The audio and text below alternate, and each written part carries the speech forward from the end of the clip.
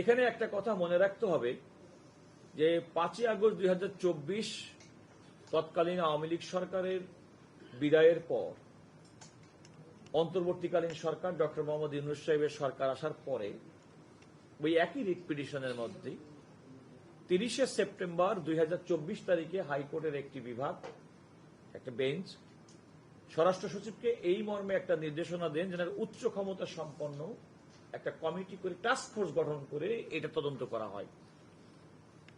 এবং সেই মোতাবেক 28শে অক্টোবর 2024 তারিখে একটি টাস্ক ফোর্স গঠিত হয় এবং হাইকোর্টের আদেশের মধ্যে টাস্ক ফোর্স কাকে নিয়ে হবে, টাস্ক ফোর্সে কারা কারা থাকবে তার কিন্তু নির্দেশনা ছিল না। তা সত্ত্বেও পিবিআই প্রধানকে এই টাস্ক ফোর্সের প্রধান করে পুলিশ সদর দপ্তরের অতিরিক্ত ডিআইজির নিচে নহেন এমন একজন কর্মকর্তা, সিআইডি এবং র্যাবের একই র্যাঙ্কের কর্মকর্তাদের সমন্বয়ে প্রথমে 4 সদস্য বিশিষ্ট একটি টাস্ক ফোর্স গঠন করা হয়। পরবর্তীতে এই টাস্ক ফোর্সকে 2জন সদস্য অন্তর্ভুক্ত করা হয়।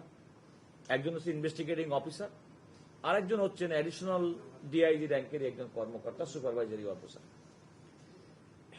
আপনারা জানেন যে হাইকোর্টের এই আদেশের পরে ইতিপূর্বে 2বার অগ্রগতি প্রতিবেদন আদালতে জমা দেওয়া হয়েছে।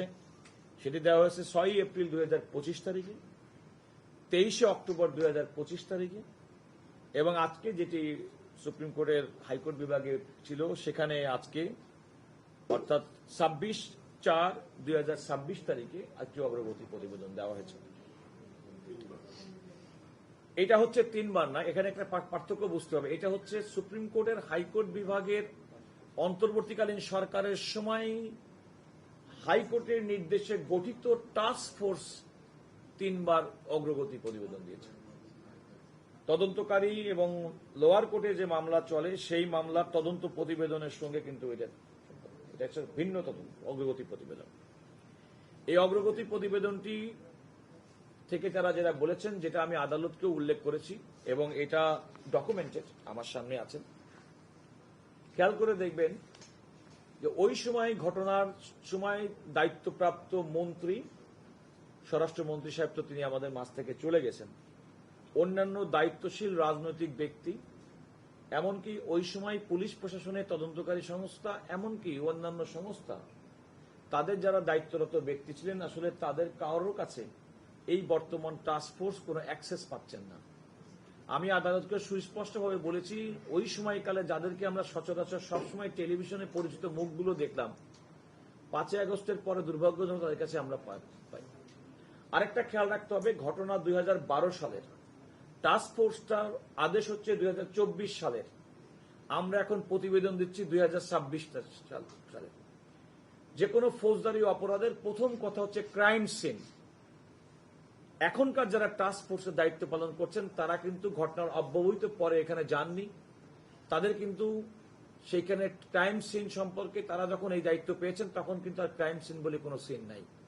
আমি জিজ্ঞাসা করেছি, এমনকি সেই ফ্ল্যাটটাও সম্ভবত অন্য কাউকে ভাড়াও পর্যন্ত দেওয়া হয়েছে, সম্ভবত। হ্যাঁ, যাও, এটা করা হয়েছে, তার মানে মালিকানা হস্তান্তর পর্যন্ত হয়ে গেছে। তবু এই টাস্ক ফোর্সের বর্তমান যারা দায়িত্ব আছেন তারা অত্যন্ত আন্তরিকভাবে একটা ডিটেইল প্রতিবেদন আদালতের কাছে দিয়েছে। সেটা হচ্ছে তদন্তর, যেহেতু পূর্ণাঙ্গ হয়নি সেক্ষেত্রে আমি হয়তো আপনাদেরকে কপিটা দিতে পারছি না, তবে মূল যে সমস্যা তারা এই প্রতিবেদনে উল্লেখ করেছেন সেটা হচ্ছে একটা ফৌজদারি অপরাধের তদন্ত করতে গেলে তার একটা চেইন থাকে, একটা ধারাবাহিকতা থাকে। 2012 সালে যে ঘটনা ঘটে গেল, এমন একটা মর্মন্তুদ ঘটনা, যে ঘটনার মধ্যে তো কেউ বলেছিল যে আমাদের 24 ঘন্টার মধ্যে হবে, আসামি যে ধরা হবে, সেগুলো হওয়া হয়নি। কিন্তু সেই ধারাবাহিকতা রক্ষা করতে পারছেন না বর্তমান টাস্ক ফোর্সের সদস্যরা।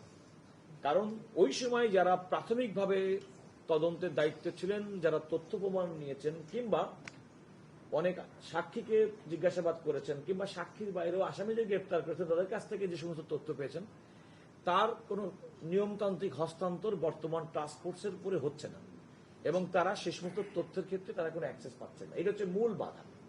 এই বাধাটি আমরা আদালতের কাছে বলেছি, আদালত সেটা শুনেছেন এবং আমাদেরকে বলেছেন যে আপনারা আগামী 6 মাস পর্যন্ত এই অগ্রগতি প্রতিবেদন দেওয়ার জন্য আমাদেরকে সময় দিয়েছেন।